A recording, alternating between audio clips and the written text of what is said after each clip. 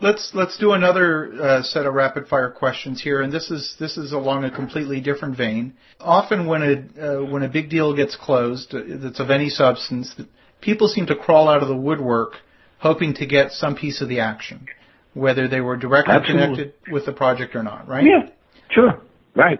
So with this set of questions, what I'm trying to get at is, should this person get compensated or not? And if so, how?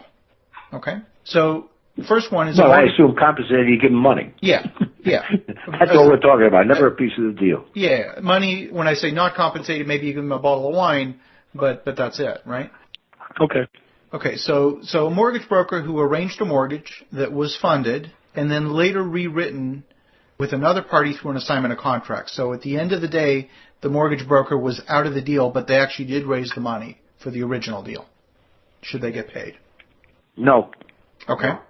Simple. If they didn't do it, if they didn't perform, they didn't do it. Original deal never happened. That's right. Same thing. If I have a contract of sale with a broker at that point, and the broker gets paid if the contract of sale goes through. If it doesn't go through, he doesn't get paid. If I sell it to somebody else, he's out in the cold. Okay. Because he didn't bring me the party that is ready, willing, able to do the deal. Okay. I mean, the whole purpose of paying him is that he completed something. Unless you have an agreement with that particular broker that says, good, that he's the exclusive broker, and if you do make a deal in a period of time, he gets paid, then it's a different story. That's a contractual arrangement. And in that case, there was an exclusivity. Mm-hmm. Okay. Next, a mortgage broker who has the potential to be a great long-term relationship for future deals, but ultimately didn't succeed in raising mezzanine funds for the project. Should he get anything? You're saying no. Yeah, you should get your good wishes. Okay. The answer, money? No, he didn't do anything. He didn't deliver anything. Okay. Potential is not doing something constructive. Okay. Everybody says they have potential. You get paid for completing something. I mean, as a lawyer at that point, if you don't do the deal, you don't get paid. The fact that you're a good lawyer and you got potential, nobody pays you on potential unless you got a retainer. In the absence of some written agreement, the answer is no. Okay. Okay, next. Next, we got someone who is not a broker, but actually made an introduction to the party who ultimately funded the deal. Should they get a consulting fee? That's a good question. This is really not an ethical question, but it's a question of a finder's fee, which is illegal, in many states. Yes. If you're not a broker, you can't get a finder's fee. Correct. But in states, the answer is yes. The seller, at that point, I would think the seller is entitled to something for having made the introduction. Okay. Right. But to me, whatever it is at that point, you discuss it and say if you make the deal, good, here's what I'm going to give you.